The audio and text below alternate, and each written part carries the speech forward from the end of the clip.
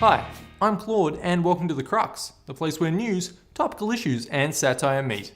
Have a bit too much to drink, nude up and get all kinds of messy. Ugh, disgusting. So if you have a smartphone or even just one of moderate intelligence, you will no doubt be familiar with phone apps. From there, it's safe to assume that in your browsing, you've chanced upon one of the numerous sex position apps available. Now, phones have become a necessity for nearly every possible act throughout your day. Can't go to the toilet without a Sudoku on my phone, through to the night, with people taking them into their beds to continue their walkabout life lying down. Now, given that trend, it's only natural that app makers have moved to provide for every need, including sex positions. I know for me, nothing screams hot steamy passion like two people on their phones during sex. I suppose at least in this instance, it's not just to send a text. But is this what passes for sexual exploration these days? No sex tonight, babe. My battery's running low. Now has two meanings. So, in case you're not aware, the most recognized predecessor to all the sex position apps on your phone is the Kama Sutra.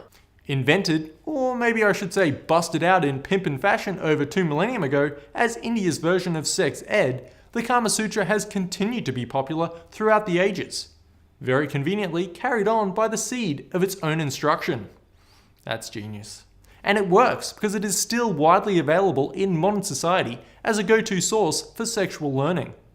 Now, as society has progressed, so too has the mass distribution of sexually explicit material via mediums such as the internet and magazines, where once this kind of decadence was only accessible to a small margin of society, the perverts, now without even seeking it out, it's all being organically assimilated by us merely through conversations with friends, watching mainstream movies, and also self-consciously clicking on top 10 sex tips you need to know articles that appear on every health and lifestyle website, which you of course don't read because you need to be taught anything, but instead read only to check that yes, you're doing it right.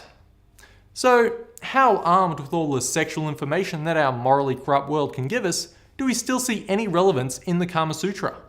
Do the quaint hand-drawn genitals and now mundane sex positions have any purpose besides as an accoutrement to one's coffee table?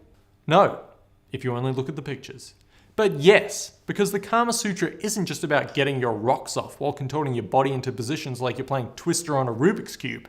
It's about a holistic approach to life, love, family, and everything else that we experience as humans.